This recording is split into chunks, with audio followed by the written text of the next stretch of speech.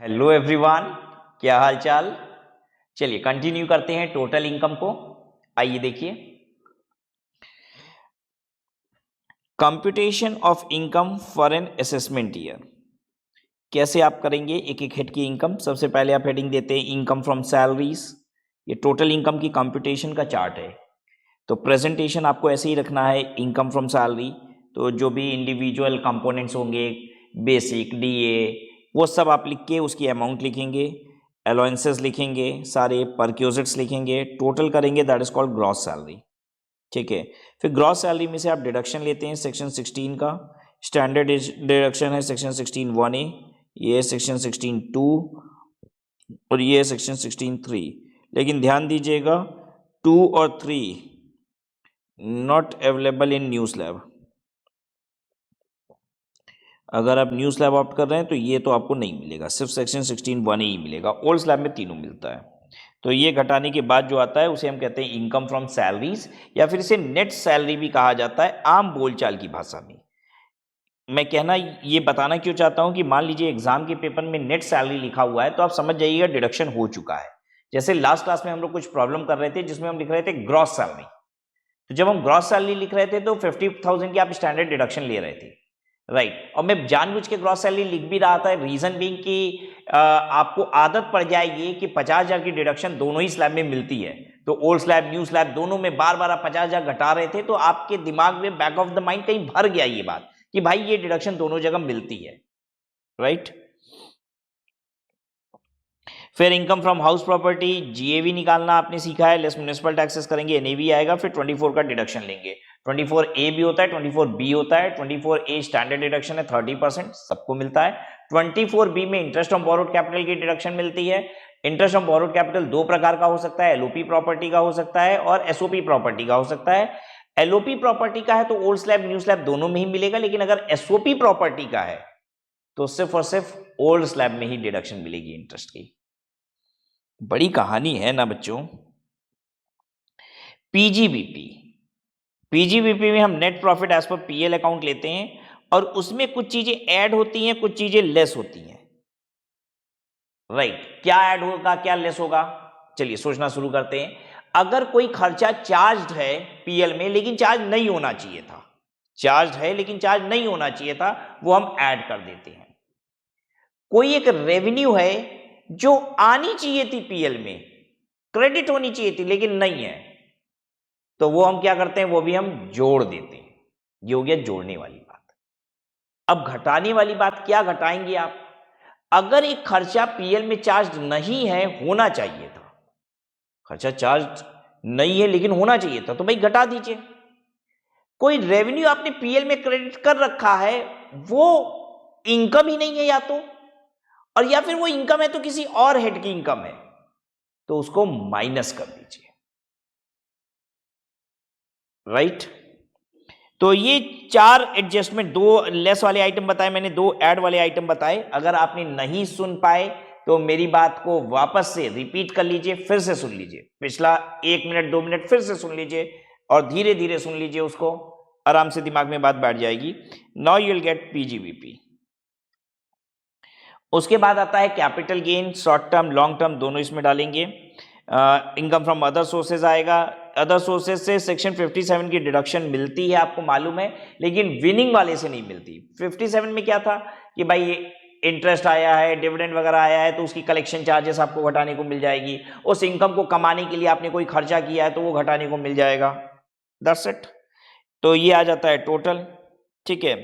अच्छा, अब ये जो टोटल आया है इसी में आप सेट ऑफ कैरी फॉरवर्ड सब कुछ कर चुके होते हो।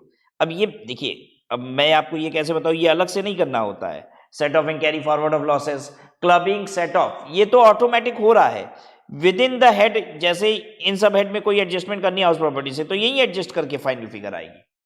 कोई लॉस एडजस्ट होना है तो क्लबिंग सेट ऑफ सब करते हुए ये सीधे पूरा एक बार में आता है। ये है पूरा जीटीआई, ठीक है। एंड उसके बाद इसमें से हम डिडक्शन घटाते हैं तो टोटल इनकम आता है। डिडक्शन एटीसी से एटीयू तक पूरा नहीं मिलता है न्यू स्लैब में, ये ओल्ड स्लैब में मिलता है, ठीक है। न्यू स्लैब में तो बस 3 डिडक्शन मिलती है। ये आ गया। फिर टैक्स निकालेंगे, फिर रिबेट इसमें से घटाएंगे, या फिर सरचार्ज जोड़ेंगे डिपेंडिंग अपॉन मेरी इनकम कितनी है। बहुत कम कमाते हैं तो रिबेट मिलता है, बहुत ज़्यादा कमाते हैं सरचार्ज लगता है, बीच में कमाते हैं तो कुछ नहीं होता है। तो भाई रिबेट या सरचार्ज में से हो सकता है कुछ आए, हो सकता है कुछ आए भी ना।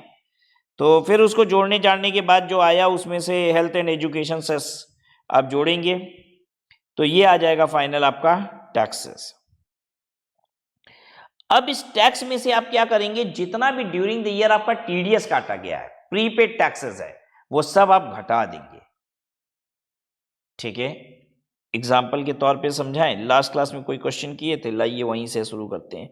जैसे आपका ये टैक्स पेबल आ रहा है 1,18,560 रुपया, ठीक है। तो पता है आपका लोगों ने टीडीएस काट रखा था, इसमें से हम लेस करते हैं अब प्रीपेड टैक्सेस। क्या होता है टीडीएस, ठीक है, एडवांस टैक्स, ठीक है। एडवांस टैक्स क्या होता है, ड्यूरिंग द ईयर हम जितना टैक्स है, मतलब कि प्रीवियस ईयर 23-24 की इनकम है तो प्रीवियस ईयर 23-24 में हम जितना टैक्स पे कर दिया एडवांस बेसिस पे, तो आगे चल के आपको ये सब पढ़ने को मिलेगा कि there is an provision for advance taxes also, आपको एडवांस टैक्स भी पे करना पड़ता है। सरकार कहती है कमाते रहोगे, जब ईयर एंड हो जाएगा उसके बाद थोड़ी ना टैक्स लेंगे, एडवांस बेसिस पे टैक्स भी देते जाओ। भाई कमाते जा रहे हो, तुम कमाते जा रहे हो तो हमको टैक्स भी देते जाओ। इसको बोलते हैं पे as you go, pay as you go on basis. मतलब सरकार कह रही है पे करते रहिए, जैसे तुम बढ़ते जा रहे हो वैसे ही हमको भी बढ़ाते जाओ भाई, टैक्सेस देते जाओ। और टीडीएस क्या होता है, मैंने आपको बताया कि जब कोई हमें इनकम देता है तो उस पर टैक्स काट लेता है और सरकार को जमा कर देता है, मुझे नेट इनकम मिलती है तो वो टीडीएस भी घटा लीजिए, वो आप ही का टैक्स है। मान लीजिए 50,000 रुपया मेरा टीडीएस कटा हुआ था, एडवांस टैक्स मैंने 50,000 रुपया जमा हुआ था। टीडीएस क्या है, जब मेरा कोई टैक्स काट के जमा किया, कोई मेरा टैक्स काट के जमा किया, वो टीडीएस है। जो मैं खुद से सरकार को जमा किया हूं ड्यूरिंग द ईयर, वो एडवांस टैक्स है। दोनों ही आपका टैक्स है। टीडीएस वो टैक्स है जो मेरा कोई और काट के सरकार को जमा किया है, एडवांस टैक्स वो है जो मैंने सरकार को खुद जमा किया है। तो अभी मेरी लाइबिलिटी आ रही है 1,18,560 रुपया और मेरा टैक्स अभी तक जमा हुआ है 1 लाख, यानी मुझे 18,560 रुपया और जमा करना पड़ेगा। तो हम क्या करते हैं, ये रिटर्न जमा नहीं कर सकते हो जब तक आपने टैक्स नहीं जमा कर दिया। मतलब कोई भी इनकम टैक्स रिटर्न ऐसी जमा नहीं हो सकती जिसमें टैक्स लाइबिलिटी दिख रही हो, टैक्स लाइबिलिटी हमेशा निल हो जानी चाहिए। तो हम जमा करते हैं सेल्फ असेसमेंट टैक्स। कितना, 18,560 रुपया। तो ये हो गया पूरा 1,18,560 रुपया। तो टैक्स लाइबिलिटी फाइनली निल हो जाती है। अब यही रिटर्न जमा होती है। सबको समझ में आ रहा है, लाइबिलिटी वाली रिटर्न नहीं जमा होती है, फाइनली प्रैक्टिकली ये रिटर्न जमा होती है जिसमें टैक्स भी क्लियर हो जाना चाहिए। तो अच्छा, इसको सेल्फ असेसमेंट टैक्स क्यों कहते हैं, क्योंकि आपने ये खुद से असेस किया है अपनी लायबिलिटी। इनकम टैक्स डिपार्टमेंट थोड़ी ना बताया कि इतना आपका टैक्स बन रहा है, आपने खुद से असेस किया और अपने से अपना टैक्स जमा कर दिया, इसी को कहा जाता है सेल्फ असेसमेंट टैक्स, राइट। तो यही तरीका होता है रिटर्न जमा करने का। इलस्ट्रेशन 1, इसमें discuss the tax treatment of the following item which belong to different tax pair.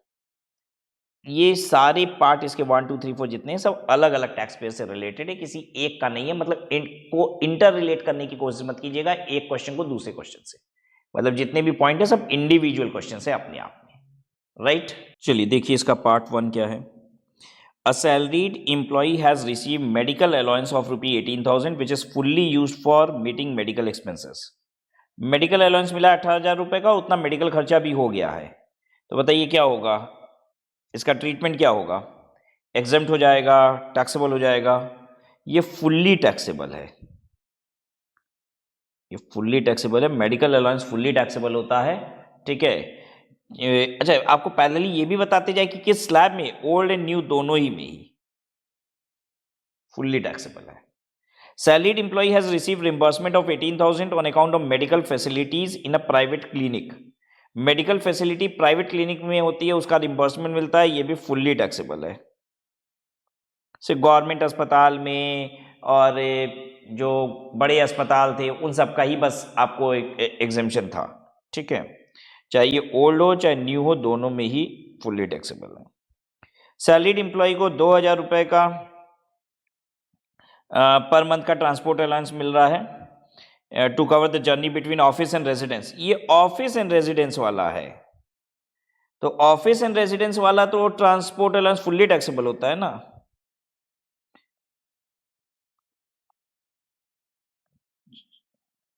A company provides free conveyance to its employees for journey between office and residence. Conveyance मिल रहा है, free convince, ये एक facility है, ठीक है। Facility अगर आपको मिलती है तो फिर ये टैक्सेबल नहीं होता, ये एग्जेम्प्ट हो जाता है।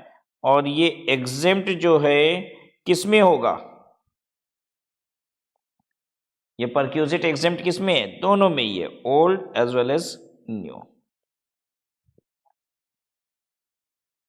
ठीक है। परक्यूजिट की वैल्यूएशन इनफैक्ट सेम है, चाहे आप ओल्ड स्लैब में जाएं चाहे न्यू स्लैब में जाएं। ये बात मैं कहीं लिखवा दूं क्या? हाँ, मेरे हिसाब से ये बात भी होनी चाहिए थी। ये जहां पे आपने ये पूरा चार्ट बनाया था ना, परक्यूजिट के लिए everything is same.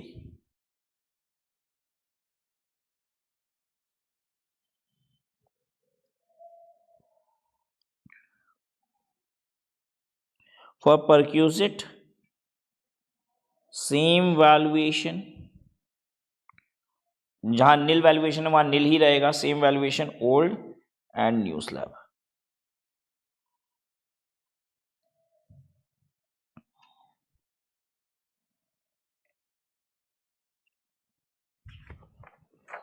X is employed by A Limited on salary of 25,000 per month.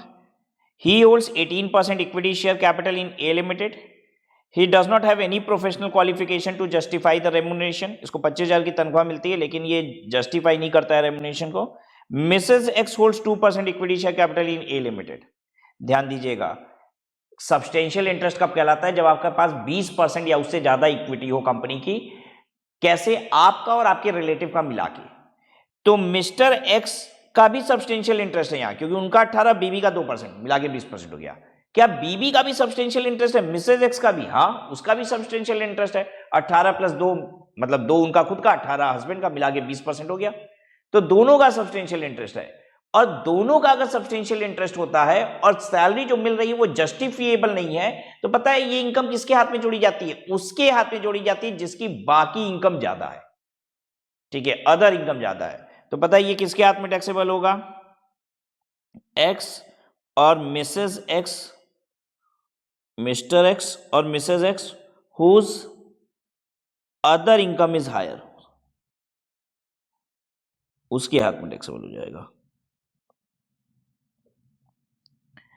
A firm having 2 equal partners gets a loan of 40,000 from a private limited trading company whose general reserve is more than its share capital of 20 lakh. X, one of the partners of the firm, holds 10% equity share capital in the company. समझाता हूं आपको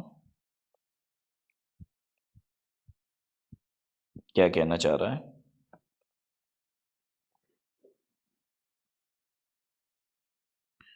firm है, company है और firm का एक partner है। चलिए, a firm having 2 equal partners gets a loan of 40,000 from a private limited company. Loan मिला 40,000 का, ठीक है, from a private limited company whose general reserve is more than its share capital of 20 lakh. मतलब general reserve 20 lakh से ज्यादा है, तो ठीक है, लोन जो 40,000 का है वो डीम्ड डिविडेंड कहला सकता है। X, one of the partner of the firm, holds 10% equity share capital in the company. देखिए इसमें इसका कितना है? 10% स्टेक है। इस पार्टनर का इस फर्म में क्या है? 50% का पार्टनर है, 2 पार्टनर है, तो इसमें क्या है? इसका सब्सटेंशियल इंटरेस्ट है। तो अगर एक पार्टनर का सब्सटेंशियल इंटरेस्ट है फर्म का, और अगर एक कंपनी में वो 10% ज्यादा इक्विटी रखता है, ये खुद ये पार्टनर लोन दे दे फर्म, ये फर्म लोन दे दे पार्टनर को, या फिर इस फर्म को लोन मिल जाए किसी कंपनी से जिसमें पार्टनर का 10% या उससे ज्यादा इक्विटी है, तो ये लोन क्या कहलाता है? Deemed dividend.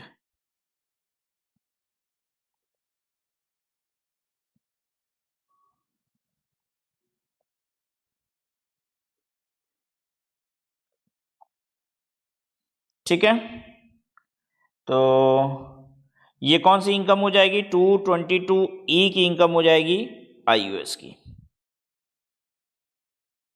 आइए नेक्स्ट देखते हैं। नेक्स्ट क्या है? A price of 15,000 receive from a TV contest. तो ये IUS की इनकम होगी और ये 30% पे टैक्सेबल होती है, विनिंग वाले में जाता है ये। Gift receive from father, exempt है। Gift receive by a lawyer from his client in appreciation of his service. देखिए, अगर आपको अपने कस्टमर से जो भी पैसा मिलता है वो आपकी पीजीबीपी की ही इनकम होती है, तो ये पीजीबीपी की इनकम है। Gift of ₹16,000 received by an individual from his friend. Another gift of 20,000 from the same person is received later on in the same year. बड़े नसीब वाला है भाई ये आदमी, तो इसको 16,000 रुपये एक दोस्त से मिला, फिर वही दोस्त 20,000 रुपया फिर दे दिया गिफ्ट। क्या बात है, काश मुझे भी ऐसे ही गिफ्ट मिलता। लेकिन टैक्सेबल कुछ भी नहीं होगा, क्योंकि साल भर में कितना गिफ्ट मिला है, 36,000 रुपया का। तो gift up to 50,000 is exempt. ठीक है। Electricity bill of the year 23-24 paid on December 1-24 by a manufacturing company. कोई बात नहीं, 23-24 का बिल अगर आप दिसंबर 1-24 को पे कर रहे हो तो कोई टेंशन की बात नहीं है। बेसिकली ये 43B लगाने की कोशिश कर रहा था, तो ये पेमेंट टू गवर्नमेंट तो है नहीं, ठीक है, तो कोई टेंशन की बात नहीं है। 43B में तो ये 23-24 में ही अलाउ हो जाएगा। जैसे आपने पढ़ा था ना 43B में कि कुछ पेमेंट हैं जिसको आपको पे कर देना है before filing your return of income. ठीक है, रिटर्न की डेट होती है जुलाई या फिर कुछ केसेस में अक्टूबर, तो इसीलिए वो बता रहा है कि दिसंबर में पेमेंट की हो, तो ताकि आपके दिमाग में आए कि भाई 43B की वजह से डिस अलाउ हो जाएगा। तो ऐसा नहीं है, वहाँ पे जो पेमेंट स्पेसिफाइड थी वो पेमेंट ये नहीं है। ठीक है, बोनस और कमीशन टू एम्प्लॉयज़ वहाँ पे बोला हुआ था, फिर गवर्नमेंट की पेमेंट थी टैक्सेस वगैरह की, राइट। तो ये सब नहीं है, तो अलाउड इन PY 23-24। ठीक है, 43B नॉट एप्लीकेबल लिख दें, 43B not applicable. Bonus receive from LIC at the time of maturity of an endowment policy. आपको LIC से बोनस मिलता है मेच्योरिटी पे, एग्जेम्प्ट है। आप कहेंगे इंडोरमेंट पॉलिसी क्या है, पता नहीं, मेरा भी मन जो है ना मानता नहीं है। बताते जाओ बच्चों को, जितना बता सकते हो बताओ। देखिए, पॉलिसीज़ जो होती हैं, इंश्योरेंस पॉलिसीज़ ना, वो 3 प्रकार की होती हैं। एक होता है मनी बैक पॉलिसी, दूसरा होता है इंडोरमेंट पॉलिसी।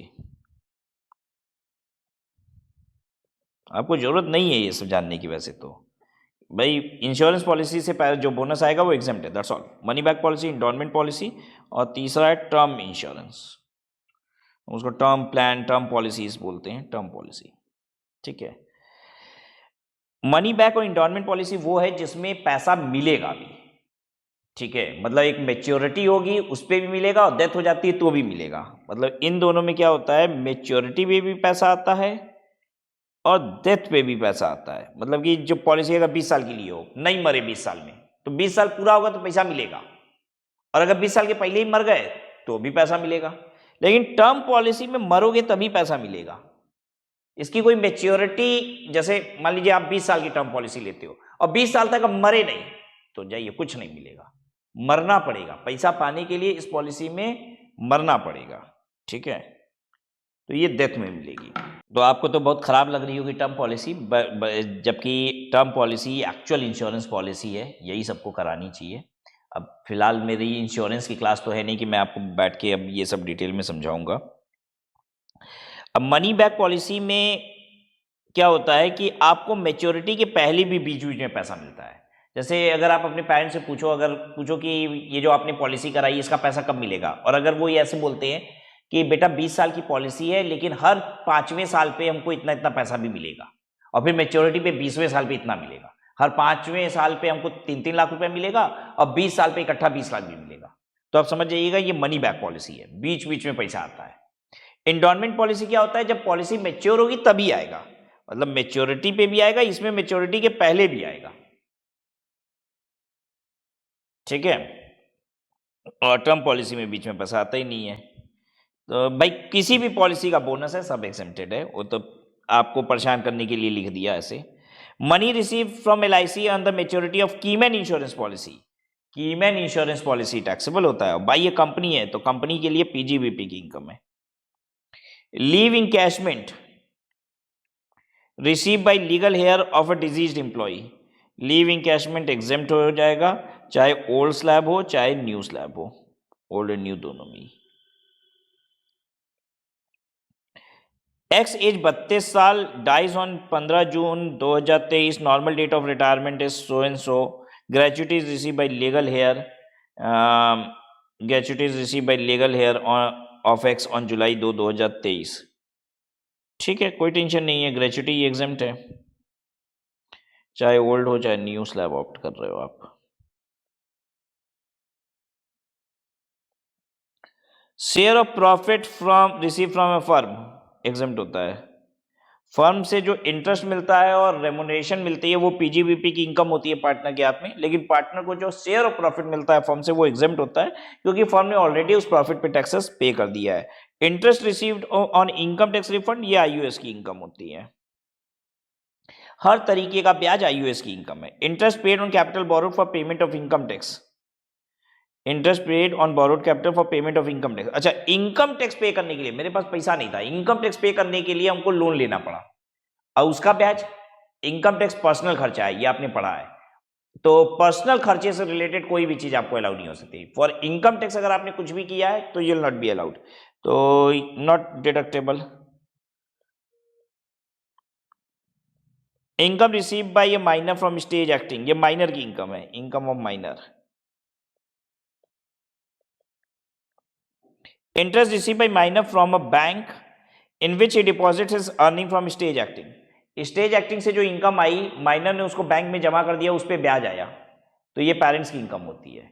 ठीक है, इन्वेस्टमेंट की अगर इनकम है तो वो पेरेंट्स की है, भले इन्वेस्टमेंट का सोर्स जो है वो खुद माइनर की इनकम हो चाहे पेरेंट्स की इनकम हो, कैसे फंड किया गया था वो इन्वेस्टमेंट, इससे मतलब नहीं है, इन्वेस्टमेंट की सारी इनकम पेरेंट्स की होती है, जिस पेरेंट्स की इनकम हायर होती है। तो मदर और father whose income is higher, बहुत हो गया, अब लिखेंगे नहीं। Loss on the activity of owning and maintaining race horses, loss on the owning and maintaining race horses 4 साल कैरी फॉरवर्ड होता है। ठीक है, और सिर्फ same income from owning and maintaining race horses से ही सेट ऑफ भी होगा। ठीक है, loss on the activity of owning and maintaining camel for races, race horses के लिए अलग से प्रोविजन बना है, बाकी जितनी भी रेसेस के एनिमल को अगर आप मेंटेन करते हो तो वो नॉर्मल पीजीबीपी की इनकम मानी जाती है, इसलिए कैरी फॉरवर्ड भी 8 साल होगा और कोई भी पीजीबीपी इनकम से सेट ऑफ हो जाएगा। Company pays leave travel concession to its general manager, LTC leave travel concession मिल रहा है, एयर फेयर मिल रहा है इंप्लॉय और फैमिली का 80,000 और बोर्डिंग लॉजिंग एक्सपेंसेस का 20,000 रुपया।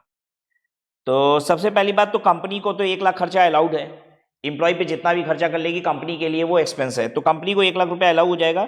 जो मैनेजर है अब उसकी बात करते हैं, अगर वो ओल्ड स्लैब लेगा तब तो एलटीसी का 80,000 रुपया उसको एग्जेम्प्ट हो जाएगा लीव ट्रेवल कंसेशन का। आपको याद है ना कि जो भाड़ा होता था वो एग्जेम्प्ट हो जाता था, उसके अलावा मैं कहता था इंप्लॉय तो देने को कुछ भी दे दे, ठीक है, लेकिन बाकी सब टैक्सेबल होगा। तो ओल्ड स्लैब में हम लिख दें, इसको बढ़िया से लिख देते हैं, 23वें का आंसर लिख देते हैं। कंपनी का एक्सपेंस कितना कहलाएगा? 1 लाख। ठीक है, अब बात करते हैं मैनेजर की।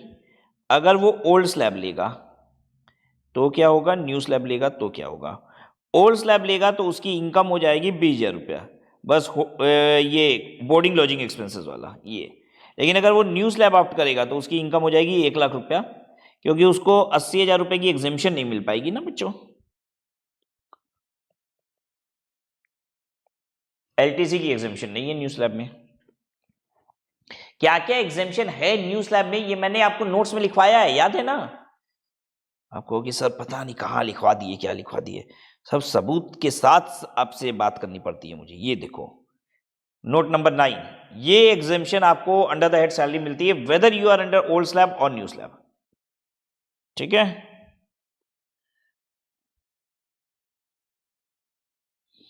चलिए 24th, a person borrows money at the rate of 8% per annum and the same is given as interest free loan to his wife. अच्छा, ये समझे क्या किया, बड़ी चालाक बंदा है ये। क्या किया देखो, मिस्टर एक्स ने एक बैंक से लोन लिया, ठीक है, loan eight the rate of 8%। ठीक है, मिस्टर एक्स ने उठा के इसको दे दिया मिसेस एक्स को, ठीक है, एज इंटरेस्ट फ्री लोन। इस पे ब्याज नहीं ले रहा है, ठीक है। तो अब इसका क्या होगा, अब वो कहना क्या चाहता है बात समझने की कोशिश कीजिएगा। मिस्टर एक्स ने कर्ज पे पैसा लिया, मान लीजिए 1 करोड़ रुपया लिया, ठीक है। तो 8 लाख रुपया का मिस्टर एक्स ब्याज दे रहा है, मिसेज एक्स को ये 1 करोड़ रुपया बिना ब्याज के मिल गया है। अब मिसेज एक्स इस पैसे को इन्वेस्ट कर रखी होंगी या कोई बिजनेस कर रही होंगी, उससे कुछ पैसे कमा रही होंगी, तो वो कमाई का क्या होगा, यही सब समझना चाहता है, राइट। अब मिसेज एक्स ने इस पैसे को इन्वेस्ट कर दिया, ठीक है। अब जहां भी इन्वेस्ट किया वहां से कुछ इनकम आ रही है मिसेज एक्स को, क्या ये इनकम मिस्टर एक्स में क्लब हो जाएगी, क्या ये मिसेज एक्स मिस्टर एक्स में क्लब हो जाएगी, आंसर इज नो। लोन दिया है, ध्यान दीजिएगा यहां क्या लिखा हुआ है, लोन दिया है मैंने। अगर गिफ्ट देता है मिस्टर एक्स मिसेज एक्स को तो इनकम क्लब होता था, राइट। और मैंने आपको अगर याद हो क्लबिंग ऑफ इनकम चैप्टर बड़े अच्छे से, तो मैंने कहा था ये टैक्स प्लानिंग आप कर सकते हैं, बीवी को लोन दिलाइए ना। अच्छा, इंटरेस्ट भी लोन दे रहे हैं तो भी कोई दिक्कत हो सकती है, इनकम टैक्स डिपार्टमेंट कुछ नहीं बोल सकता है, ठीक है। अगर वो बोलेगा आपने बीवी को इंटरेस्ट फ्री लोन दिया है, तो बोलेंगे दिमाग खराब है तुम्हारा, बीवी लोन की तरह लिए, ये क्या कम बड़ी बात है, बीवियों से कौन ब्याज लेता है, हम अपनी बीवी से ही ब्याज ले अब, राइट। तो आप इनकम टैक्स डिपार्टमेंट को भी मना कर सकते हो कि भाई हम नहीं लोन पे इंटरेस्ट लेंगे, चलेगा, कोई दिक्कत नहीं है, और इनकम भी क्लब नहीं होगी, ठीक है। लेकिन मिस्टर एक्स को ये ब्याज अलाउ नहीं होगा। अगर ये मान लीजिए अपने बिजनेस में ये लोन ले रखे हैं, तो ये खर्चे की तरफ नहीं घटा सकते हैं, ये लोन का इंटरेस्ट कहीं से भी वो घटा नहीं पाएंगे,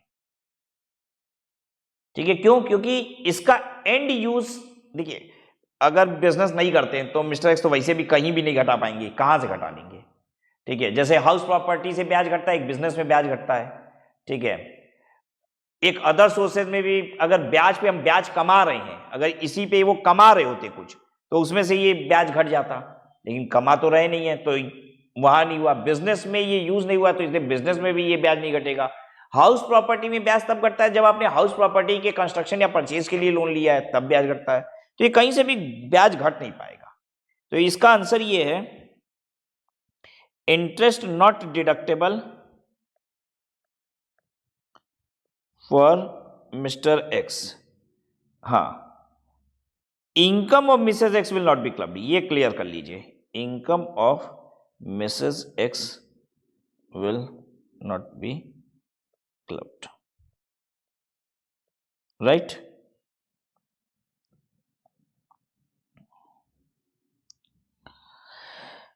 अ person has agriculture income in India 20,000 as well as outside India 60,000, तो 20,000 इंडिया वाला एग्जेम्प्ट हो जाएगा, आउटसाइड इंडिया 60,000 वाला आईयूएस हो जाएगा।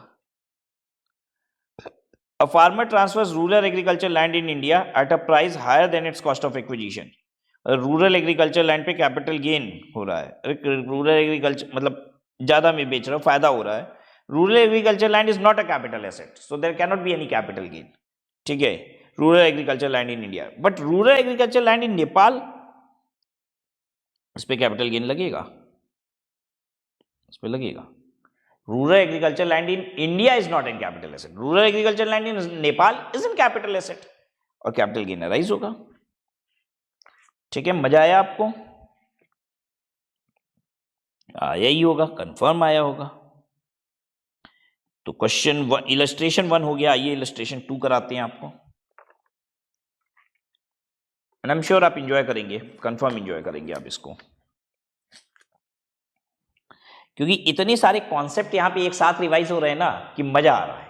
अच्छा, बहुत सारे बच्चों को बहुत सारी बात नहीं भी याद आ रही होगी, लेकिन मेरे कहने के बाद याद आ जा रही होगी, लेकिन उनको लग रहा होगा मन ही मन में कि यार मुझे क्यों नहीं क्लिक किया ये बात, राइट। परेशान मत होइएगा, अगर आपने इनकम टैक्स अभी तक सिर्फ एक बार पढ़ा है तो परेशान मत होइएगा, किसी को भी याद नहीं हो सकता है, मैं गारंटी के साथ बोल रहा हूं, ये किसी को याद नहीं होता है। आपको रिवीजन इनकम टैक्स में करना ही पड़ेगा, ये बहुत कॉम्प्लेक्स सब्जेक्ट है, आप रिवाइज करेंगे तभी आपके दिमाग में रिटेन रहेगा, तो आप परेशान मत हो जाइएगा, राइट। ये नहीं कि आपका कॉन्फिडेंस लो हो गया कि भाई मुझे तो याद नहीं आ रहा था, नहीं, आप बहुत तेज हो, आप कर ले जाओगे, बल्कि आप बहुत ज्यादा तेज हो, आपको इतना तो याद आ जा रहा है ना कि हाँ ये पढ़े थे हम, मतलब कुछ बच्चे तो ऐसे भी होते हैं बेचारे, वो एकदम ब्लैंक रहते हैं, उनको कुछ भी आइडिया ही नहीं है एकदम दूर दूर तक। आपको याद भी अगर आ जा रहा है ना कि ऐसा कुछ पढ़े थे, तो भी बहुत अच्छा है, अच्छी है आपकी मेमोरी। बहुत ही वास्ट सब्जेक्ट है, बहुत डिफिकल्ट होता है रिटेन करना। और अगर आप पार्शियली भी एक बार की रीडिंग में पार्शियली भी आप रिटेन कर रहे हो ना, तो बहुत बड़ी बात है, राइट। 100% रिटेंशन के लिए रिवीजन चाहिए। अच्छा, आप कहेंगे सर रिवीजन के लिए इतना टाइम थोड़ी ना, इतना वास्ट सब्जेक्ट रिवाइज कैसे होगा? तो आपको पूरा रिवाइज नहीं करना होता है। ये कभी कभी हम कोई टॉपिक पढ़ते हैं ना, पार्शियली पढ़ लिए, अब हमको समझ में आ गया कि ये हमको याद है पूरा, ठीक है, तो आप उसको आगे बढ़ा दीजिए, वीडियो को सीधे आधी घंटा 10 मिनट 15 मिनट आगे बढ़ा दीजिए, और रिवीजन भी 2x पे करना है। तो बेसिकली मैं मानता हूं कि जो आप अपना रिवीजन करते हैं ना, तो उसमें टाइम आपको 50% से भी कम लगता है, क्योंकि एक तो पहले 2x पे वीडियो चल रही है और बीच बीच में आप स्किप भी करते जा रहे हैं, जहां जहां आपको याद आते जा रहा है, right. Dr. Niranjana, a resident individual aged 60 years, is running a clinic. Her income and expenditure account for the year ending 31st March 2024 is as under. Expenditure: medicine consumed, staff salary, clinic consumables. अच्छा, medicine consume भी है इनके में खर्चा। पता है इसका मतलब ये है, लगता है ये जो डॉक्टर हैं, ये डॉक्टर मैम क्या करती हैं कि पर्चे पे जो मेडिसिन नहीं लिखती हैं, राइट, सीधे मेडिसिन भी दे देती हैं, राइट, तभी तो इतना इतना मेडिसिन कंज्यूम हो जा रहा है इनका। कंसल्टेशन एंड मेडिकल चार्जेस करके इनके पास पैसा इतना आता है, इतनी मेडिकल मेडिसिन चली जाती है, स्टाफ सैलरी में इतना खर्चा होता है। क्लिनिक कंज्यूमेबल्स, क्लिनिक कंज्यूमेबल्स क्या होता है? वो जो पेशेंट को ट्रीट करते समय कंज्यूम हो जाता है, जैसे डॉक्टर मैम ग्लव्स पहनती होंगी, कॉटन वॉटन यूज करती होंगी, उसमें खर्चा हो जाता है 1,10,000। रेंट है, ये एडमिनिस्ट्रेटिव एक्सपेंस है। Amount paid to scientific research association approved under section 35। Amount paid यानी डोनेशन वाली बात आ रही है। सेक्शन 35 की डिडक्शन न्यू स्लैब में नहीं मिलती, याद रखिएगा, ठीक है। इनकम टैक्स रिफंड आया है 5450 रुपए का, प्रिंसिपल 5,000 है, इंटरेस्ट 450 रुपया है। तो भाई ये पूरा इनकम थोड़ी ना है 5,450, 450 रुपये इनकम है, और वो भी कहाँ की? अदर सोर्सेस की। Dividend from unit of UTI, ये भी अदर सोर्सेस की इनकम है।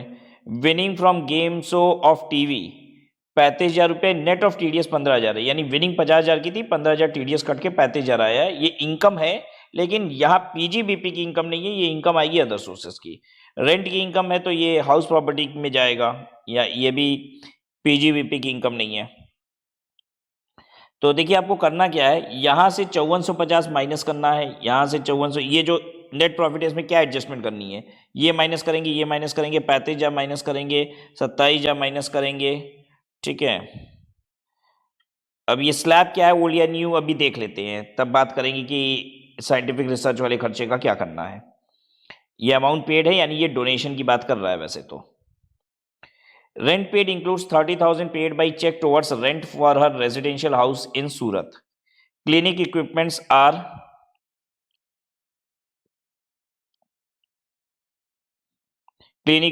आर एक चाहते इसको ओपनिंग डब्ल्यूडीवी इतना, एक्वायर्ड कॉस्ट बाई चेक इतना, चलिए ठीक है। तो ये सब जो इतना इक्विपमेंट एक्वायर किए हैं इस पे डेप्रीशिएशन मिलेगा, ठीक है, एट द रेट ऑफ 15%। अच्छा नहीं, इस डेप्रीशिएशन मिलेगा इस पे पूरा, इस पे 15% मिलेगा ओपनिंग वाले पे, और ये 7, 12, 23 को लेस देन 180 डेज यूज है, तो इस पे 7.5% का मिलेगा depreciation. Rent relates to property situated of Surat, situated in Surat होगा। Gross annual value 27,000, the municipal taxes 2,000 paid in December 2023 has been included in administrative expense. अच्छा, जीएवी 27,000 रुपये की है, ठीक है, और 2,000 रुपये एडमिनिस्ट्रेटिव एक्सपेंस में इंक्लूडेड है, वो म्यूनिसिपल टैक्सेस है, तो ज़्यादा खर्चा चार्ज है, प्लस 2,000 हम कर देंगे प्रॉफिट में। 2,000 रुपया खर्चा ज़्यादा चार्ज है, ठीक है, वो म्यूनिसिपल टैक्सेस था।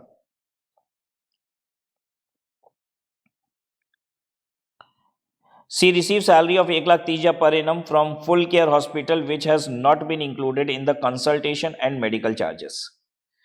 1,30,000 रुपए की सैलरी है फुल केयर हॉस्पिटल से, which has not been included in consultation medical charges. She has receive salary. अच्छा, तो ये सैलरी की इनकम में जाएगा, ठीक है, ये कहीं भी इंक्लूडेड नहीं था और होना भी नहीं चाहिए था, वो तो पीजीबीपी की बुक्स ऑफ अकाउंट्स बनी थी ना। Doctor Niranjana availed a loan of 5,50,000 from a bank for higher education of a daughter. She repaid principal of 1 lakh interest thereon 55,000 during the previous year 23-24. तो एजुकेशनल लोन पे जो ब्याज होता है उसका 80E में डिडक्शन मिलता है. हालांकि ये सिर्फ ओल्ड स्लैब में मिलता है, ये भी ध्यान रखने की बात है. C paid 1 lakh as tuition fee not in the nature of development fee और donation to the university for full time education of a daughter. Tuition fee है, कोई डोनेशन डेवलपमेंट फी डोनेशन वगैरह नहीं है इसमें. फॉर फुल टाइम एजुकेशन है तो इसका भी 80C के तहत डिडक्शन मिल जाएगा. 28,000 रुपया मेडिकल इंश्योरेंस प्रीमियम के लिए पे किया गया है. तो भाई इनकी एज देखनी पड़ेगी, सीनियर सिटीजन है कि नहीं है. हाँ 60 साल था, सीनियर सिटीजन है. 80D में इनको 28,000 मिल जाएगा, लेकिन सिर्फ ओल्ड स्लैब ऑप्ट करने पे ही मिलेगा. ठीक है. अच्छा, अब मैं आपको ये भी बता दूं कि डिडक्शन अगर आपके क्वेश्चन में है ना तो पक्का ओल्ड स्लैब की बात करेगा क्वेश्चन भी, क्योंकि न्यू स्लैब में तो डिडक्शन होता ही नहीं, तो फिर इतनी सारी बात करके टाइम पास कर रहेगा क्या वो अपना, राइट. तो ज्यादा चांसेस एग्जाम में क्या होते हैं कि when the question is talking more about deduction, तो ऑब्वियसली देयर आर चांसेस कि वो ओल्ड स्लैब की बात करेगा. From the above compute the total income of doctor Shrimati Niranjana for the assessment year 24-25, assuming, लिख लीजिए क्वेश्चन में बढ़ा लीजिए, assuming that she opts out of section 115 BAC. ठीक है, वो 115 BAC से ऑप्ट बाहर कर रही है. ठीक है. सैलरी 1,30,000 रुपए ये सैलरी था. 50,000 रुपए की स्टैंडर्ड डिडक्शन 80,000. कोई दिक्कत? फिर ये देखिए पॉइंट नंबर 3 वाला सॉल्व कर देते हैं. GAV था 27,000 रुपया, म्यूनिसिपल टैक्सेस 2,000 रुपया, 25,000 NAVI और 30% स्टैंडर्ड डिडक्शन. ये नेट हाउस प्रॉपर्टी की इनकम आ गई. अब PGBP की इनकम में 4,40,200 ये नेट प्रॉफिट पकड़ रहे हैं और एडजस्टमेंट करते जाएंगे. ये 4 आइटम माइनस करना है, ये 2,000 प्लस करना है. 4 आइटम माइनस करना है, ये देखिए ये किया. 2 आइटम प्लस करना था, 2 आइटम प्लस करना था, वो ये रहा. अच्छा 4 आइटम माइनस करना था, ये हो गया. उसके बाद हमने यहाँ पे देखिए बताया था कि डेप्रिसिएशन चार्ज करना होगा आपको 5 लाख का 15% और 7.5% 2 लाख का, ये हो गया. इसके बाद देखिए यहाँ पे पॉइंट नंबर 1 में क्या कह रहा था, ये जो रेंट पेड है यहाँ पे, इसमें 30,000 रुपया अपने रेजिडेंशियल हाउस का किराया भी है. मतलब क्लिनिक के अलावा रेजिडेंशियल हाउस का किराया भी 30,000 है, तो 30,000 वो अलाउ नहीं होना चाहिए, तो प्लस 30,000 ये भी करना पड़ेगा हमको, राइट. आइए 30,000 वो कर दिया और 2,000 रुपया म्यूनिसिपल टैक्सेस वाला कर दिया, जो एडमिनिस्ट्रेटिव एक्सपेंस के अंदर इंक्लूडेड था, ये भी हो गया. तो PGBP की इनकम ये फाइनली आ गई अब आपकी. अब इनकम फ्रॉम अदर सोर्सेस, तो मैंने बताया था ना कि ये 3 इनकम PGBP की नहीं है, अदर सोर्सेस की है. जैसे इनकम टैक्स रिफंड पे इंटरेस्ट, दूसरा डिविडेंड फ्रॉम UTI वो हो गया 10,500. एक्चुअली ये यहाँ पे गलत है, सेक्शन 1035 ये सेक्शन डिलीट हो चुका है. I am really sorry for this, अगर आपकी बुक में ये प्रिंटेड है तो ठीक है, ये डिलीट हो चुका है. डिविडेंड फ्रॉम UTI, डिविडेंड एक टैक्सेबल इनकम है एज ऑन डेट, 1035 डिलीट हो चुका है. ठीक है, ये हो गया 10,500. और winning from TV game show ये 50,000 रुपये की इनकम हो गई, तो ये कितना हो गया 60,950 रुपया, 60,950 रुपया. ठीक है. The gross total income would be 4,62,900. तो अकॉर्डिंगली ये भी कैलकुलेशन चेंज हो जाएगी 279,900. उसके बाद ग्रॉस टोटल इनकम के बाद डिडक्शन हमें क्लेम करना है. हमने ऑलरेडी बता दिया था ऑप्ट आउट ऑफ 115 BAC है, मतलब ओल्ड स्लैब है. ATC, ATD और ATE 1,28,000, 55,000. ठीक है.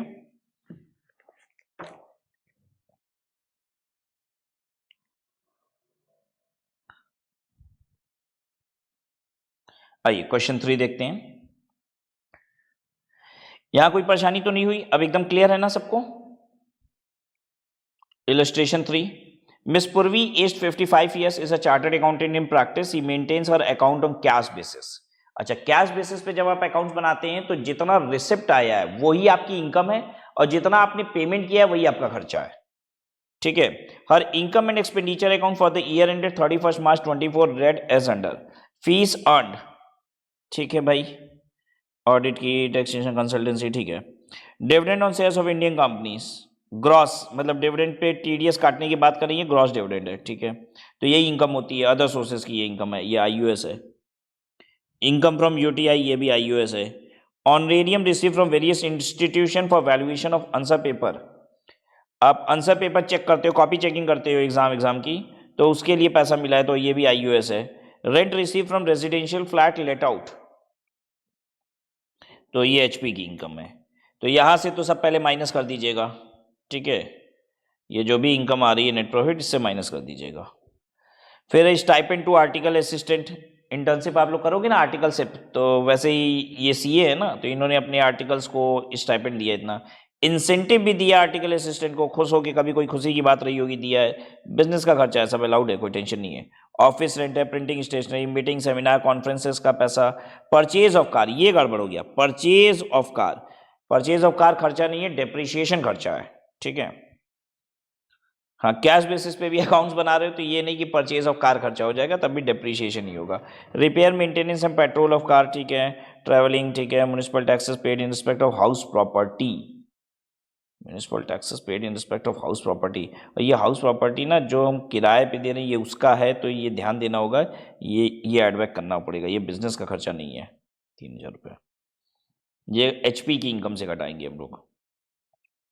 अलाइबल रेट ऑफ डेप्रीशिएशन, मोटर का 15%, तो 15% डेप्रीशिएशन लगा देंगे इस पर। Value of benefit receive from client during the course of profession is 10 या 500, कुछ आपको 10 या 500 रुपया का ना कुछ अलग से बेनिफिट दे दिया क्लाइंट ने, ठीक है, जो ऊपर की फीस में नहीं है, जैसे कोई गिफ्ट विफ्ट दे दिया होगा, तो सब बिजनेस की इनकम होती है, जोड़ना पड़ेगा। Incentive to article assistant represent amount paid to 2 article assistant for passing final exam in first attempt. सब फाइनल एग्जाम ये सब जो थे आर्टिकल्स, ये सब ये पहले अटेम्प्ट में पास कर दिए थे सीए फाइनल एग्जाम, तो उसी का 13,000 रुपया इस सीए ने इंसेंटिव दिया है 2 आर्टिकल्स को। अलाउड है, बिजनेस का खर्चा है। आर्टिकल्स स्टाफ के ऊपर जितना खर्चा होगा सब अलाउड है, ठीक है। Repair maintenance of car include 2000 for the period 1/10/23 से 30/9/24। वो कह रहा है रिपेयर मेंटेनेंस का खर्चा आगे तक का है, तो कोई फर्क नहीं पड़ता आगे तक का है, प्रीपेड एक्सपेंसेस ये सब थोड़ी ना हम देखते हैं यहाँ, एक्रूअल बेसिस के हिसाब से थोड़ी ना अकाउंटिंग हो रही है कि ड्यूरिंग द ईयर का खर्चा होना चाहिए। अरे जो पे कर दिए सब खर्चा, कोई मतलब नहीं है, इग्नोर करिए इस लाइन को, ठीक है। ये जो खर्चा है ना, ये 37(1) के हिसाब से अलाउड होता है, आपने पढ़ा था ना रेजिडुअल सेक्शन, कि भाई कोई भी बिजनेस का खर्चा अलाउ होगा, तो आर्टिकल असिस्टेंट वाला इसकी वजह से अलाउड है, और ये आप इग्नोर कर दीजिए, इससे कोई मतलब भी नहीं है, क्योंकि हम लोग कैश बेसिस अकाउंटिंग बना रहे हैं। Salary include 30,000 to a computer specialist in cash for assisting miss Purvi in one professional assignment, cash में पेमेंट की हो, ठीक है। 10,000 रुपये से ऊपर का खर्चा डिसअलाउ हो जाता है 48(3) में। वो सर कैश बेसिस अकाउंटिंग कर रहे हैं तब भी कैश में नहीं दे सकते नहीं यार, कैश पेमेंट थोड़ी ना कर सकते हो। कैश बेसिस अकाउंटिंग का मतलब है जिसकी आप पेमेंट की हो, that's called cash basis accounting. Obviously the payment is not to be made in cash, आपको डिजिटल पेमेंट ही करनी है। The travelling expense include expenditure incurred, तो 30,000 रुपया आपको ऐड करना पड़ेगा, ये प्लस करना पड़ेगा 30 के।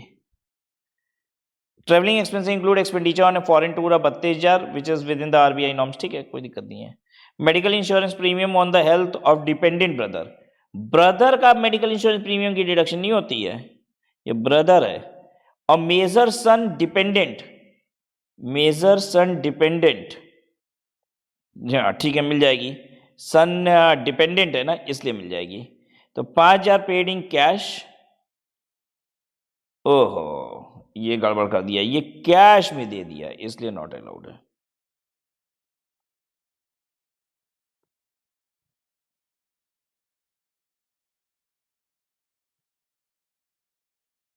ठीक है, और 10,000 रुपया एनएससी में दे रहा है, इसका मिल जाएगा ATC. Compute the total income and tax payable if Purvi does not opt 115 BAC, मतलब ओल्ड साहब की बात हो रही है, 15 बीएसी में नहीं है।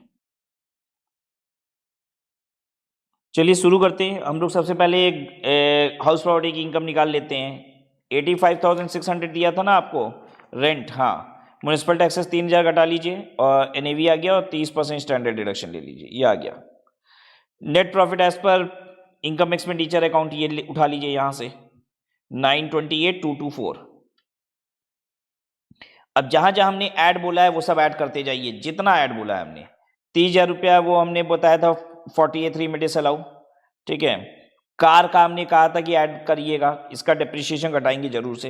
म्युनिसिपल टैक्सेस कहा था ऐड बैक कर दीजिएगा, कर दीजिए। ये सब ये सब ऐड बैक होना है। 3,000 ये म्युनिसिपल टैक्स ऐड बैक किया, परचेज ऑफ कार ये ऐड बैक कर रहे हैं, ठीक है। और क्या था, ये 30,000 ये ऐड बैक कर रहे हैं।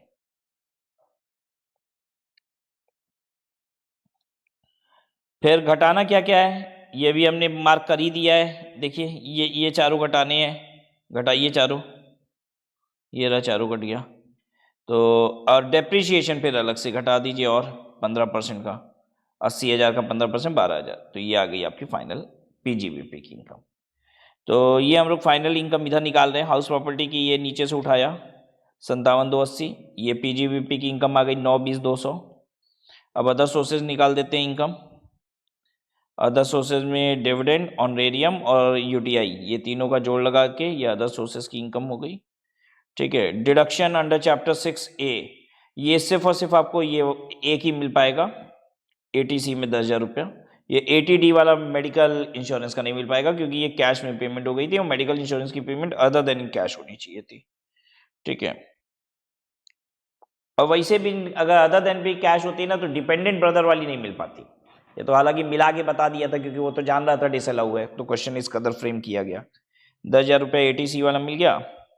और ये भी एटीसी वाला क्यों मिल पाया, क्योंकि हम न्यू स्लैब के तहत हैं, नहीं ओल्ड स्लैब के तहत हैं, इसलिए मिल पाया। निकाल लीजिए, बाकी टैक्सेस ही तो है, राइट। कोई दिक्कत आपको? डन।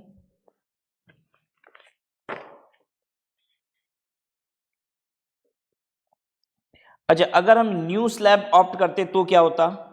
क्वेश्चन नंबर 3, ये 3 है ना, solution 3 new slab. New slab में क्या होता है, जीटीआई सेम होती, सेम, डिडक्शन आपका नील हो जाता, ठीक है। क्वेश्चन नंबर 2 भी करेंगे आप न्यू स्लैब के हिसाब से, एक बार आइए ना, मजा आएगा। क्वेश्चन नंबर 2 भी कराते हैं आपको न्यू स्लैब के हिसाब से। ये था क्वेश्चन नंबर 2, ठीक है। इसको हम कराते हैं आपको न्यू स्लैब के हिसाब से। Solution 2 new slab.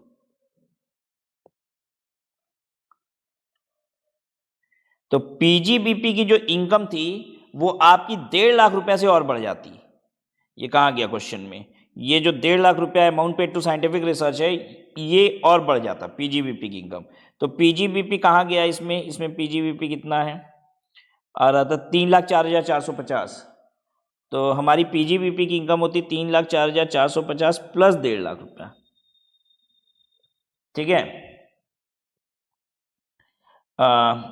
तो बाकी जीटीआई कितनी हो जाती मेरी, जीटीआई भी वही 1.5 लाख रुपए से बढ़ जाती। तो जीटीआई हमारी बढ़ा दीजिए, जो एग्जिस्टिंग जीटीआई है, एग्जिस्टिंग जीटीआई कितनी है 4,62,900, तो 4,62,900 में 1.5 लाख बढ़ा दीजिए तो 6,12,900। फिर इसमें से हम डिडक्शन क्लेम करते वो हो जाता नील, और तो टीआई मेरी टोटल इनकम हो जाती 6,12,900। ये लीजिए, करिए करिए, बहुत मजा आएगा आपको। न्यू स्लैब के हिसाब से भी सॉल्व करके रख लीजिए तो you will find it more comfortable.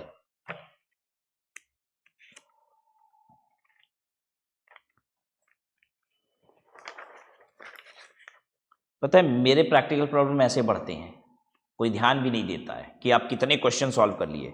तो अभी आपने एग्जाम्पल 2 एग्जाम्पल 3 में ओल्ड और न्यू दोनों कर लिया, तो आप 4 क्वेश्चन सॉल्व कर लीजिए, समझिए।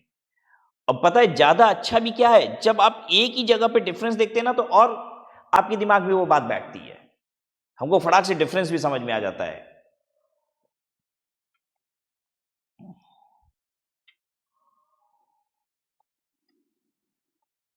आइए अब हम लोग करेंगे इलस्ट्रेशन 4।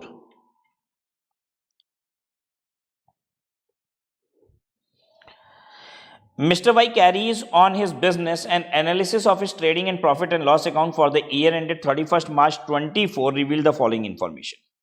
उसके ट्रेडिंग पीएल से ये सब इंफॉर्मेशन मिल रही है, यानी ट्रेडिंग पीएल में ये कहीं ना कहीं है, डेबिट क्रेडिट में कहीं ना कहीं ये होगा, तभी तो ये इंफॉर्मेशन पीएल से देख के मिल रही है। ठीक है, यही कहना चाह रहा है। और लास्ट में कह रहा है टोटल इनकम निकाल दीजिए मिस्टर वाई की। स्लैब की बात नहीं कर रहा है और मैं भी कुछ नहीं कर रहा हूं, और तो यानी ये कौन सा स्लैब है, न्यू स्लैब। चलिए अब उसके हिसाब से बात कीजिए। नेट प्रॉफिट 11,20,000 है, चलिए ठीक है, अच्छी बात है। The following incomes were credited to PL. अरे भाई ये सब अदर सोर्सेज की इनकम होती है, माइनस कीजिए, माइनस माइनस माइनस।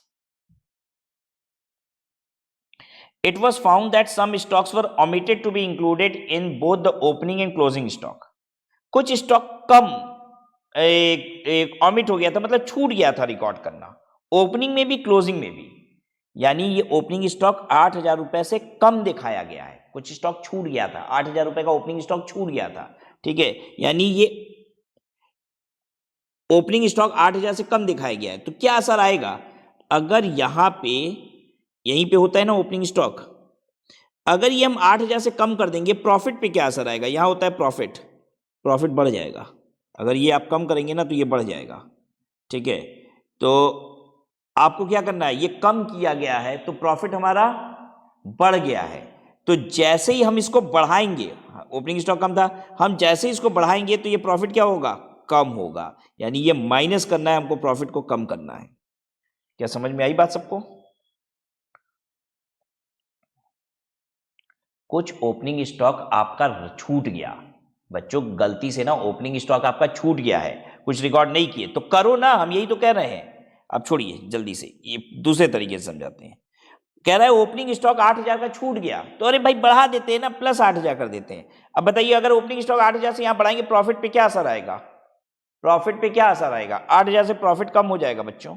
यहां आप इधर जो भी चीज, इधर राइट हैंड साइड में आप जो भी चीज बढ़ाओगे तो प्रॉफिट बढ़ेगा, इधर कुछ भी बढ़ाए आप, इधर खर्चा होता है ना, कुछ भी बढ़ाए तो प्रॉफिट कम हो जाएगा। अब समझ में आया, इसलिए 8,000 माइनस कर दिया। अब क्या करें, क्लोजिंग स्टॉक में भी 12,000 छूट गया, ये भगवान क्या हुआ, अगली गलती यहां होता है भाई क्लोजिंग स्टॉक। ठीक है, 12,000 छूट गया तो हम कह रहे ठीक है भाई 12,000 छूट गया तो बढ़ाओ, छूट गया ना तुम्हारा, प्रॉफिट पे क्या असर होगा, उधर की तरफ कोई भी चीज बढ़ेगी तो इधर बढ़ेगा प्रॉफिट, प्लस 12,000 होगा, तो ये ऐड करना है। देखो ये सब इनकम टैक्स नहीं पढ़ा रहे हैं बच्चों, ये अकाउंटिंग है, और अगर इसमें दिक्कत हो रही है ना तो आपको रेक्टिफिकेशन ऑफ एरर वगैरह क्लास 11th में पढ़ाया जाता था, under valuation of opening stock, closing stock, ये सब आपको वो सब नहीं आता है, इसका मतलब राइट। देखिए हर चीज कहीं ना कहीं काम तो आती ही है। Rupee 1 lakh was debited in the profit and loss account being contribution to approved university approved and notified under section 35(1)(2). 1,00,000 PL में डेबिट किए थे, कंट्रीब्यूशन था, कंट्रीब्यूशन मतलब डोनेशन था, डोनेशन नहीं घटाते हैं यार, डेबिट किया हुआ था, जोड़िए वापस से ऐड कीजिए, प्लस करिएगा 1,00,000। Salary includes 20,000 paid to his brother which is unreasonable to the extent of 2,500। 48 payment to excessive payment to relative में डिसअलाउ हो जाएगा 2,500 रुपया, ये ऐड कर दीजिएगा। सैलरी 20,000 की है लेकिन 2,500 ही अनरीजनेबल है, मतलब 17.5 होनी चाहिए थे, 20,000 दे रहे हैं तो 2,500 हम ऐड बैक कर देंगे। एडवर्टीजमेंट एक्सपेंस है 15 गिफ्ट पैकेट का ड्राई फ्रूट का, जिसकी कीमत है 1,000 रुपया, और ये हम किसको दिए हैं, प्रेजेंटेड टू इंपॉर्टेंट कस्टमर्स। भाई इंप्लॉई पे और कस्टमर पे जो भी खर्चा कर लोगे सब अलाउड है, लिखो कहीं भूल ना जाओ, ताकि कभी भी कोई कंफ्यूजन ना हो। इंप्लॉय पे और अपने कस्टमर्स पे आप जितना खर्चा कर लोगे सब अलाउड है। Total expense on car was 78,000। The car was used for business and personal purpose, 3/4 business purpose है, यानी 1/4 पर्सनल है, तो 1/4 ऑफ 78,000 19,000 ऐड करना पड़ेगा, डिसअलाउ हो जाएगा। फिर 8th पॉइंट देखिए, miscellaneous expenses include 30,000 paid to A and company goods transport operator in cash, नगद में पेमेंट कर दिया है भाई। ठीक है, ये 31/1/24 होना चाहिए था। For distribution of companies product to the warehouse, ध्यान दीजिएगा 48(3) में 10,000 रुपए के ऊपर की कैश पेमेंट डिसअलाउ होती है, लेकिन अगर एक ट्रांसपोर्टर को आप पेमेंट करते हो तो 35,000 तक कर सकते हो, इसलिए कोई दिक्कत नहीं है, इसमें कोई प्रॉब्लम नहीं है। ठीक है, depreciation debited in the books was 55,000, depreciation allowed as per income tax rules is 50,000। तो भाई 55,000 डेप्रीशिएशन में बुक्स में डेबिटेड है तो आप इसको एड बैक कीजिए, अब 50,000 डेप्रीशिएशन अलाउड है तो वही घटाइए आप, ठीक है।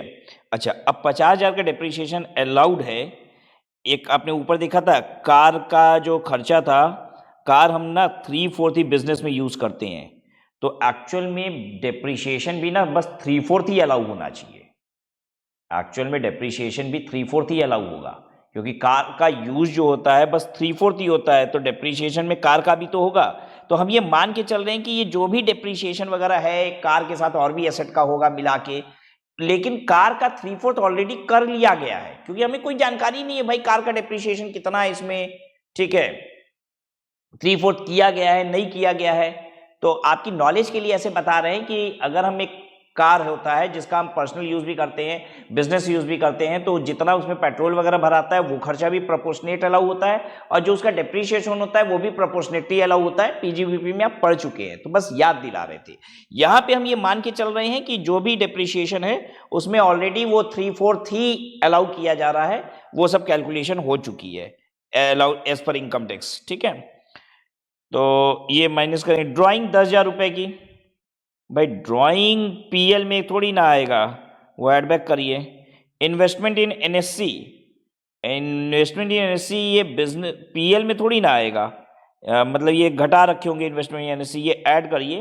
हालांकि एटीसी में डिडक्शन मिल जाती, लेकिन ये न्यू स्लैब है इसलिए डिडक्शन भी नहीं मिलेगी। No deduction of ATC in new slab, ठीक है। प्लस माइनस दाम पूरा लिख दिए हम, बस कुछ नहीं करना है, ये फिगर पकड़िए और जो प्लस माइनस लिखे हैं सारा यहीं पे कर दीजिए, ठीक है। बस एक चीज यहां पे ऐड नहीं है, ठीक है, कंट्रीब्यूशन टू यूनिवर्सिटी, जो सेक्शन 35 वाला था, सेक्शन 35, ये आप यहाँ पे और इंक्लूड कीजिए 1,00,000 रुपया, तो ये 2,02,000 हो जाएगा, ये 13,22,000 हो जाएगा, ये 13,34,000 हो जाएगा, ये 13,26,000 हो जाएगा। ये बस कुछ भी नहीं, जो भी है आप पढ़ने की कोशिश मत कीजिएगा, ये सब उड़ाइए, ये गलती से था, ठीक है। बस उसके बाद ये सब लेस वेस जो भी है सब सही है। ये आएगा आपका 12,71,500, 50,000 घटाने के बाद 12,21,500, ठीक है। प्लीज ये करेक्शन कर लीजिए।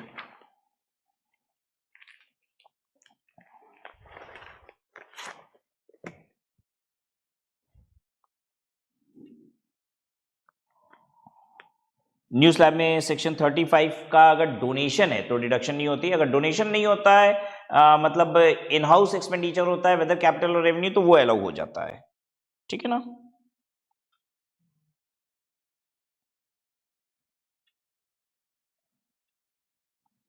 आइए इलस्ट्रेशन 5 देखते हैं।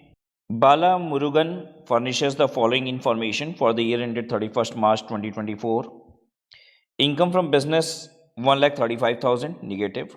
Income from house property 15,000 negative. Lottery winning gross 5 lakh rupees. Lottery से तो कोई भी लॉस एडजस्ट हो नहीं पाएगा, ठीक है। Speculation business income, normal business का जो लॉस होता है ना वो स्पेकुलेशन से एडजस्ट हो जाता है, तो यहाँ से हो जाएगा। नेट सैलरी, नेट सैलरी का मतलब हो गया कि 50,000 की डिडक्शन हो चुकी है, स्टैंडर्ड डिडक्शन 60,000 रुपये। लॉन्ग टर्म कैपिटल गेन 70,000 रुपये है, ठीक है। तो कैसे एडजस्ट किया जाएगा, सैलरी से तो एडजस्ट हो नहीं पाता है बिजनेस का, तो ये हाउस प्रॉपर्टी वाला हम एक काम करेंगे, सैलरी से एडजस्ट मार देंगे, ठीक है। और ये 1,35,000 रुपये पहले सेम हेड से होगा तो 1,00,000 से कर देंगे, अब बैलेंस यहाँ से कर देंगे, LTCG से कर देंगे। ये देख लीजिए 60,000 रुपये सैलरी में से हाउस प्रॉपर्टी का हमने एडजस्ट करके 45,000 कर दिया। बिजनेस में स्पेकुलेशन 1,00,000 था तो 1,00,000 यहाँ से एडजस्ट करेंगे, और बचा 35,000 रुपया LTCG से एडजस्ट कर देंगे, तो LTCG 70,000 का था, 35,000 ये बचेगा। विनिंग से कुछ एडजस्ट होता नहीं, ये 5,00,000 ही आ गया। टोटल इनकम हो गई आपकी 580। अब 580 में से विनिंग पे तो टैक्स देना ही पड़ता है। अभी आप ये नहीं कह सकते कि आप 3 लाख रुपए की एग्जेम्पशन लिमिट क्लेम कर लोगे। बस 80,000 रुपए क्लेम हो पाएगा एग्जेम्पशन लिमिट में से। 580 में से 80 क्लेम कर लोगे, 5 लाख जो विनिंग वाले पे टैक्स देना पड़ेगा। तो 5 लाख पे 30% का हम टैक्स देंगे, बैलेंस 80 पे नील हो जाएगा। अब ये इस पे 4% का सेस लगा दीजिए, 1,56,000 रुपए टैक्स लायबिलिटी है। ठीक है, so the basic exemption limit of 3 lakh has to be first exhausted against salary income of 45,000. The unexhausted basic exemption limit of 2,55,000 cannot be adjusted against lottery income. ठीक है, पॉइंट नंबर 2 अभी आपकी समझ में आएगा भी नहीं। चलिए, बहुत प्रैक्टिकल प्रॉब्लम कर लिए। अब मुझे लगता है कि आप बाकी प्रैक्टिकल प्रॉब्लम खुद से कर ले जाएंगे एंड सॉल्यूशन तो आपके पास प्रोवाइडेड है ही। What should I do next is, आपके साथ करते हैं कुछ एमसीक्यू। ठीक है,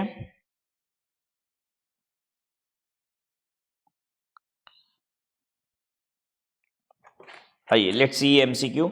income under the head income tax act 1961 is to be computed under 5 head. The basic exemption limit for a women SSC AY 24-25 who turn 60 years on 2/4/24। ध्यान दीजिएगा, 60 साल की प्रीवियस ईयर 23-24 के अंदर नहीं हो रही है, प्रीवियस ईयर 24-25 में हो रही है 2/4 को। तो यानी कि प्रीवियस ईयर 23-24 में, यानी असेसमेंट ईयर 24-25 में वो 60 साल की नहीं थी, तो बेसिक एग्जेम्पशन लिमिट क्या होगी?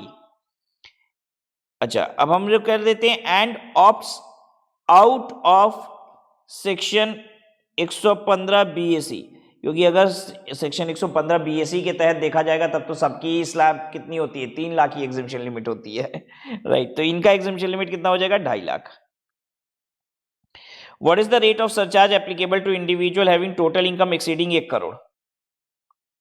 1 करोड़ से ऊपर 15% होता है, 50 लाख के ऊपर 10%, 1 करोड़ के ऊपर 15%। What is the basic exemption limit of Mrs. X, a resident individual who is of the age of 80 years as on 30/3/24 and opts out of section 115 BAC? अब बताइए। तो 80 साल, वेरी सीनियर सिटीजन, 5 लाख रुपया। Share of profit of Mr P who is partner of messrs PQR is exempt from tax है। Partner का share of profit जो आता है पार्टनर को, वो एग्जेम्प्ट फ्रॉम टैक्स है। What is the basic exemption limit for Mr X, a resident individual for AY 24-25 who is of the age of 60 years on 1/4/24 and opts out of section 115 BAC?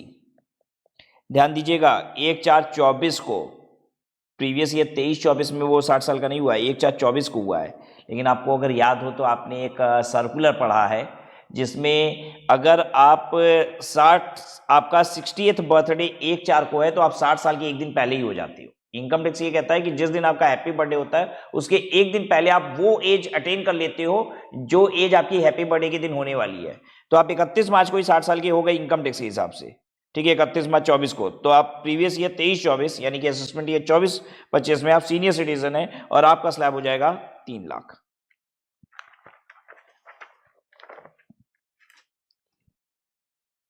The maximum amount of rebate allowable under section 87A for assessment year 24-25, आगे question में जोड़ लीजिए, if one opts out of section 115 BAC, अगर 115 BAC आप opt out कर लेते हैं तो क्या होगा? तो आपको रिबेट कितना मिलेगा? 12,500 रुपया मिल जाएगा if the income does not exceed 5 lakh. 8th question है, if Mr. Y total income for 24-25 is 52 lakh, surcharge 10% का आएगा। Unexhausted basic exemption limit of a resident individual can be adjusted against, unexhausted exemption limit है तो exemption limit आप LTCG से, STCG से सबसे कर लो, कैजुअल इनकम से, ये 30% वाली कैजुअल इनकम से नहीं होगा, तो both A and B is the correct answer. Unexhausted basic exemption limit non resident, एक सेकेंड, नॉन रेजिडेंट की बात हो रही है, तो नॉन रेजिडेंट को कोई भी स्पेशल रेट वाली इनकम से नहीं मिलता है, तो यहां से भी नहीं मिलेगा, यहां से भी नहीं मिलेगा, यहां से नहीं, नीदर A और B। This is the correct answer. तो दैट्स ऑल, ये था टोटल इनकम चैप्टर। आपने इस चैप्टर को भी कंप्लीट कर लिया। प्रैक्टिस की रिक्वायरमेंट है, आप और क्वेश्चंस को सॉल्व कीजिए, right. There is never an limit. आप तो खुद ही देख रहे हैं कितनी एग्जॉस्टिव पढ़ाई हो गई है, राइट। अब आपको खुद से भी थोड़ी थोड़ी प्रैक्टिस तो करनी ही पड़ेगी, राइट। लेकिन हाँ, practice will never make you perfect in income tax, ये मैं हमेशा कहता हूं, इस बात का ध्यान रखिएगा। अगर आपको प्रोविजन अच्छे से याद नहीं है तो आप एक बार नहीं 100 क्वेश्चन भी लगाएंगे तो वो गलत ही होगा। तो बहुत इंपॉर्टेंट है कि पहले लॉ पे, इनकम टैक्स लॉ पे कमांड लाइए और फिर उसके बाद प्रैक्टिस कीजिए। बहुत आनंद आएगा आपको, क्वेश्चन गलत होंगे ही नहीं, राइट। तो चलिए स्टॉप करते हैं।